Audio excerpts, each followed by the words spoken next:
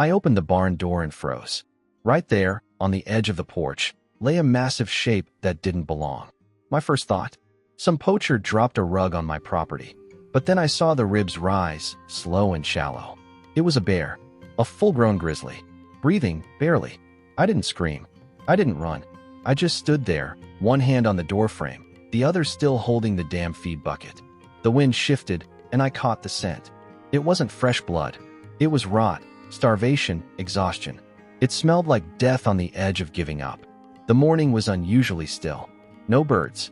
No coyotes howling like they do this time of year. Just the creaking of the wood under my boots as I stepped back inside. I closed the door quietly, locked it, then stood in my kitchen for a full minute staring at the wall. I'm not the kind of man that panics easily. I'm 53 years old, been living up here in northwestern Montana my whole damn life. Lost my wife to cancer 5 years ago. Lost my son to a drunk driver 10 before that. There isn't much left that scares me. But that bear? That shook me. I called the ranger station. No answer. It was Sunday.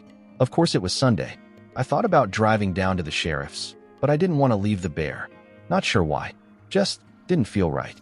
Instead, I walked back outside, real slow. The bear hadn't moved. Its eyes were closed, and its breathing was ragged. I could see the flies already swarming its back legs. The fur was matted with mud and God knows what else. It looked like it had crawled through hell and collapsed right here. I went back in, grabbed an old wool blanket and a bucket of water, and walked out again. My heart thumped like a drum in my chest. Every instinct screamed that I was being an idiot. But I couldn't turn away. I laid the blanket near its head. Not too close, just enough to catch some shade. Then I set the water bucket down and stepped back. An hour passed. Then 2. I sat on the porch steps with my coffee, watching. It didn't move. By nightfall, I was still there. The bear hadn't stirred once. I couldn't leave it. I don't know if it was guilt or pity or something deeper, but I made a decision that night. I was going to keep that bear alive. Next morning, I defrosted a few pounds of elk meat from the freezer. Raw. I carried it out, set it on a paper plate about 6 feet from its nose. I backed off and watched. Nothing. I kept doing it, though. Every few hours. Meat. Water. Waiting. On the 3rd day, just before dawn, I heard a noise. A grunt. I ran to the window and peeked out. The bear had lifted its head. It didn't look at me, just at the plate. It sniffed, inched forward, and with a trembling paw, pulled the meat closer. Then it ate. Slowly. Deliberately. Like every chew cost its strength. That was the moment everything shifted. I wasn't just watching a wild animal. I was witnessing a fight for life. By the end of the week, it was getting up. Stumbling, yeah, but moving. I never got closer than 6 feet. Still kept the food coming. Still kept my distance. But we were locked into this strange routine. Then one morning, I heard tires on gravel. It was Frank, my neighbor from 2 miles down. Retired Marine, loud, straight talking. He pulled up, leaned out his truck, and yelled, "Why the hell is there a grizzly lounging on your porch, Bill?" I didn't answer right away. I just shrugged and said, he needed a place to crash. Frank got out, arms crossed. He didn't get close. "You feeding it?" "Yeah, that's a wild animal." "You gone soft?" "Maybe." He shook his head, told me I was crazy, that I needed to call the county, have it removed before someone got hurt. I said I tried. No answer. That night, I found a note stuck to my front gate. It was from Frank.